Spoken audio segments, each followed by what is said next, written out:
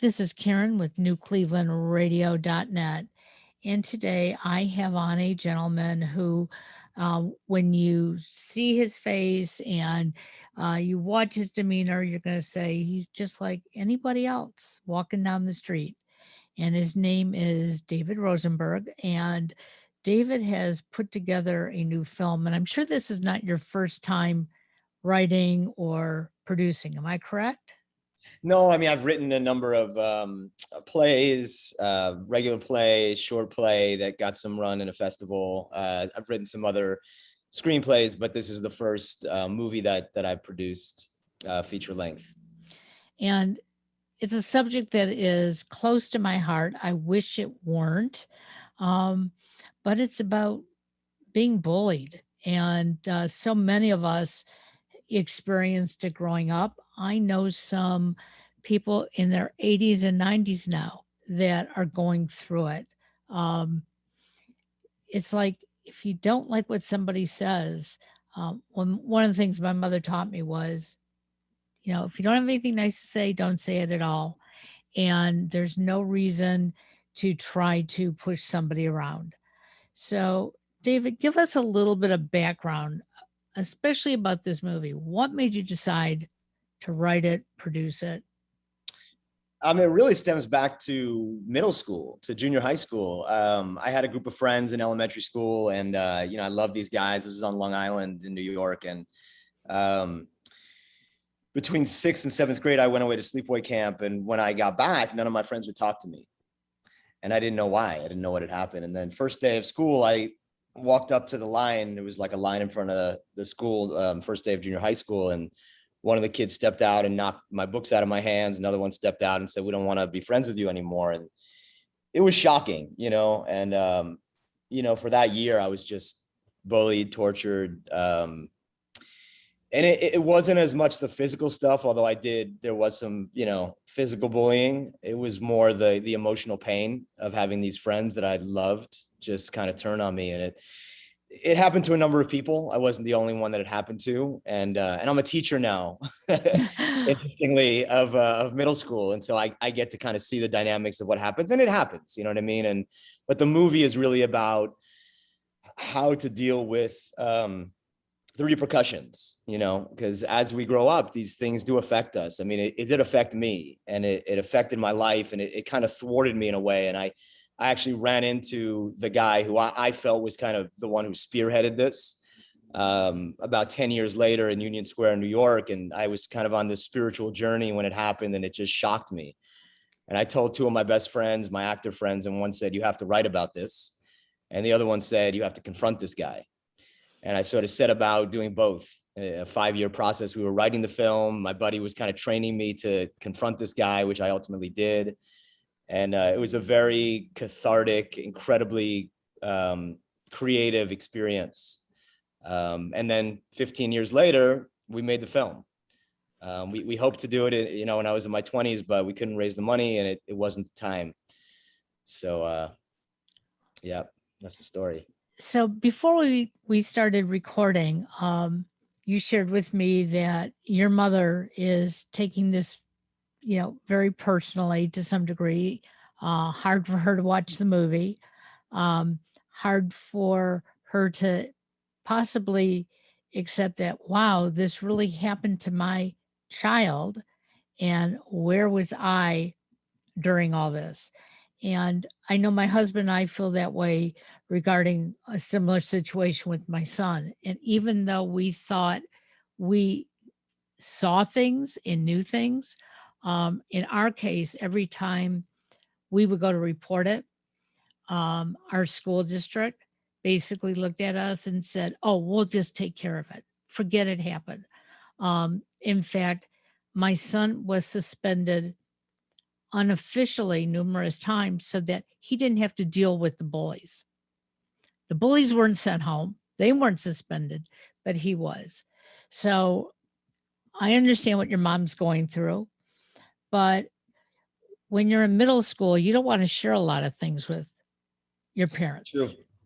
That's absolutely true. Yeah, yeah, that's for sure true. I don't blame my mom at all. I think it's unnecessary for her to have any guilt around it. I think there's not enough time in the day to for that. But she has her feelings around it, and I think it's hard for her to watch the movie in that way. But I mean, these things happen, and I think each person's got to kind of take personal responsibility and deal with it the best they can to heal. And I think what also sometimes goes overlooked is the bullies, because oftentimes the bullies are getting it at home, and oftentimes the bullies are getting it worse than the kids that are being bullied. And if it's if we really hope to prevent bullying, it's really important that we're there for those kids that are doing the bullying. And I, when I first started teaching, those kids that I felt were kind of bullies were the hardest for me. And come to find out that pretty much 90-95% of them, if not more, are dealing with trauma. And so for me now, I try to really pay attention to those kids and try to be there for those kids and be kind and loving rather than be harsh with them, because that's what they need. They need somebody who's loving and gentle.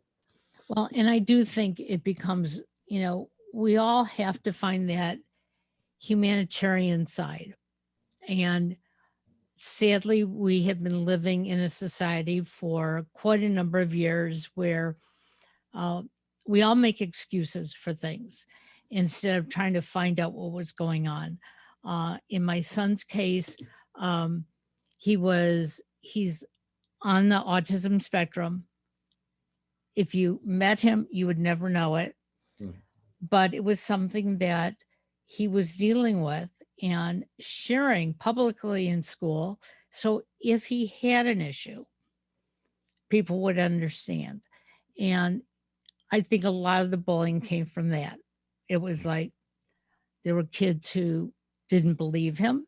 There were other kids who thought he was very strange because of his diagnosis.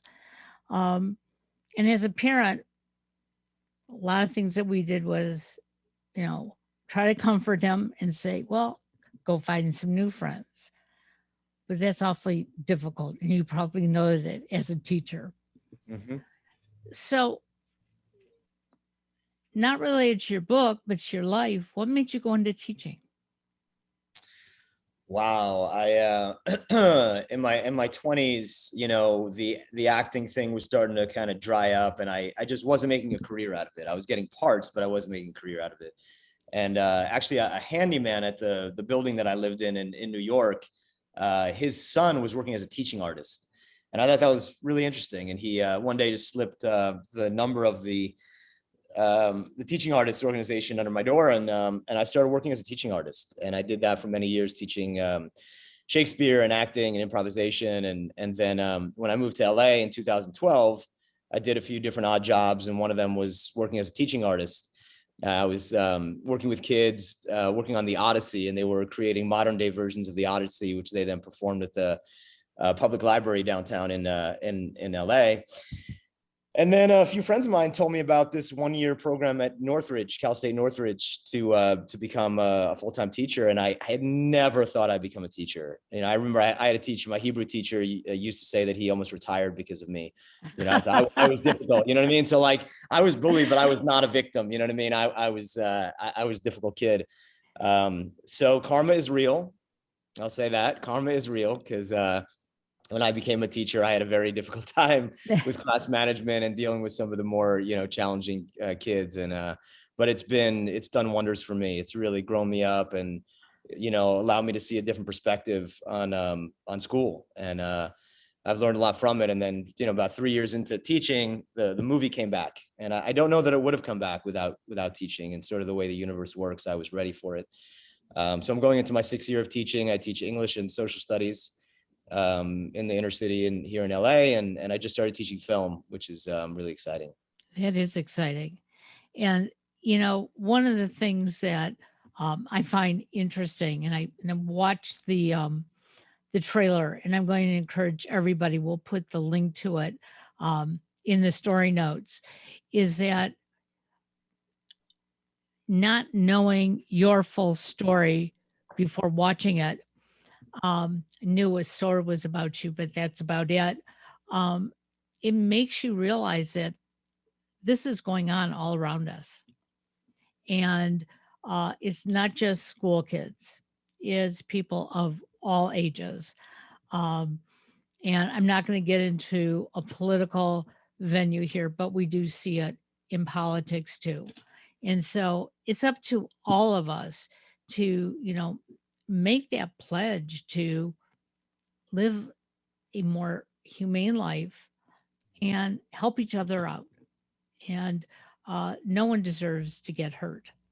And you may not have had the physical scars from being bullied, but there are a lot of mental scars. And like you said, it all came back to you when you started teaching. Yeah.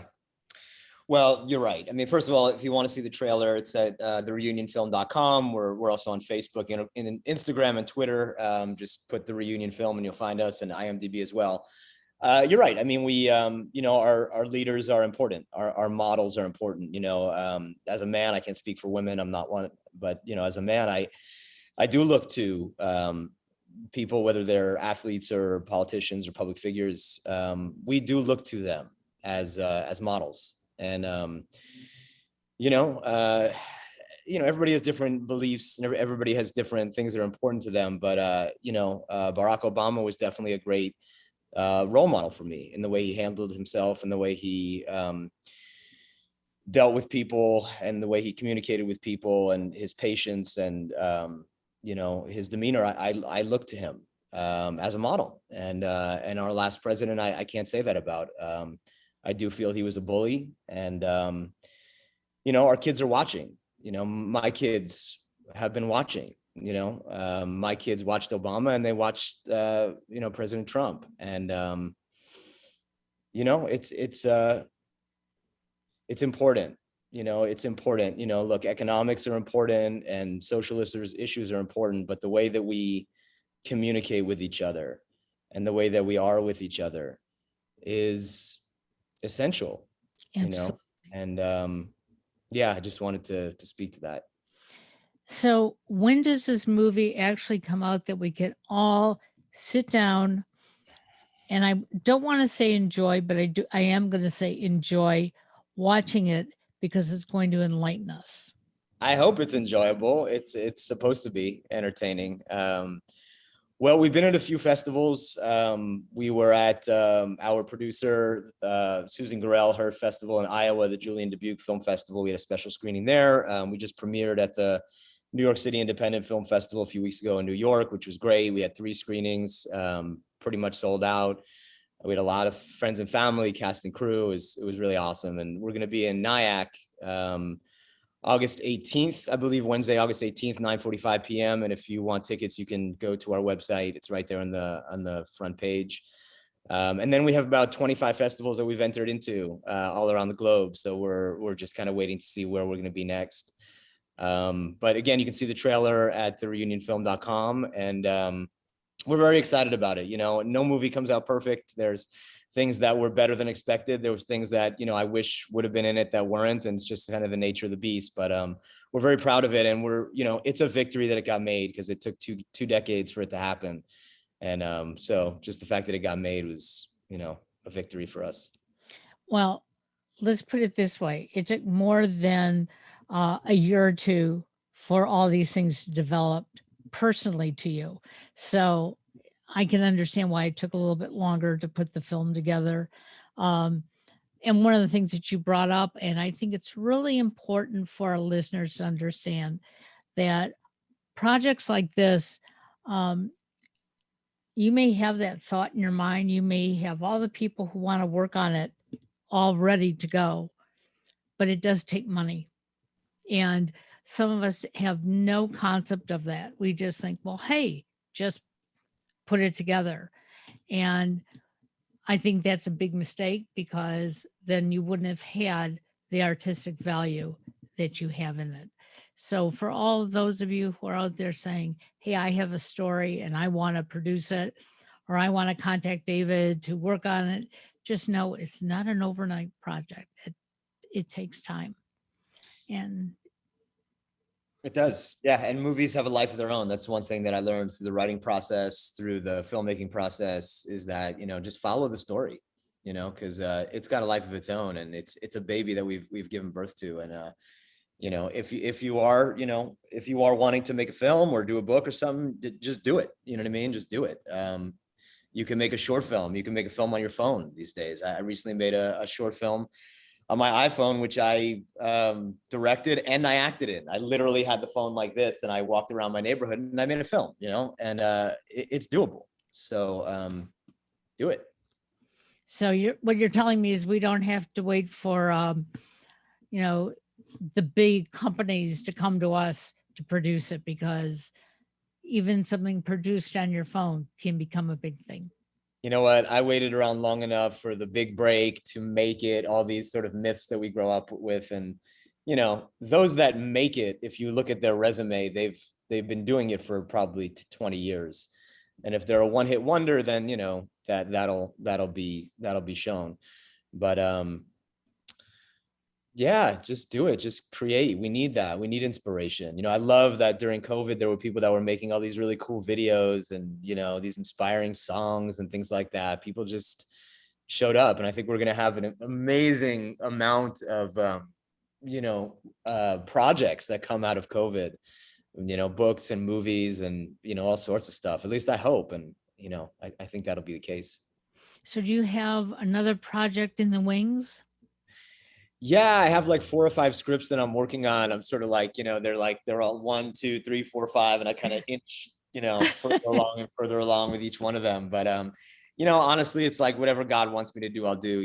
Wherever the enthusiasm is. I mean, like I said, I'm gonna go back to teaching, and I got a few screenplays I'm working on. I'm acting here in LA. I'm auditioning, and doing the festival run with the film, and I'd love to do theater again. So whatever is next, wherever the enthusiasm is where I'll go. Well, as long as you're walking around with your eyes wide open and your ears ready to hear what's being said, you will make it. You will have the next project. Too many of us sit around dreaming about what we want, so we don't hear it and we don't see it. And I refuse to live my life that way. So I look forward to your ventures. Maybe you can even bring that film here to Cleveland. We would love to have it here. Um, That would be great. so if it's okay with you, I'm going to share it with some people that I know here that you never know, we might meet in person, and That would be great. amazing. That would be amazing. Well, I want to thank you. Best of luck with the film. And how can people actually watch the whole film? Is there a way? Not at this point. You can watch the trailer. But if you go to film festivals, like, in your town, if we get into a film festival, you can watch it there. Right now, we're trying to find a sales agent and trying to find distribution. So if you know of anybody, you can contact me at my website. The email's there. Yeah, I mean, once we get distribution, hopefully we'll have a run in theaters, and hopefully we'll have some sort of platform, or whether it's Netflix or Hulu or something else, and Amazon, at least hopefully Amazon Prime, and people will get to see it. Hopefully, after 20 years of trying to get it made, hopefully that it'll see it, and hopefully people will be impacted by it. Look, I was really motivated and inspired by movies that I saw growing up, and I wanted to put my film into the lexicon. And Good Will Hunting in particular was a movie that changed my life. And I met Matt Damon. I got to tell him that. And so, I was inspired by that. And hopefully there's a young man in his 20s that might see this and be inspired by it. So, yeah.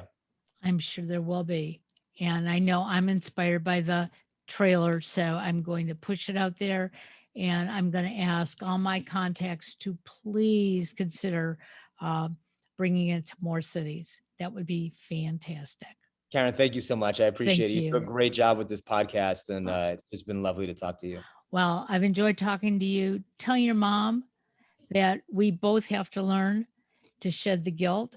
And I see we have one connection there. And as my husband always says, the one thing that he doesn't love about me is my Jewish guilt.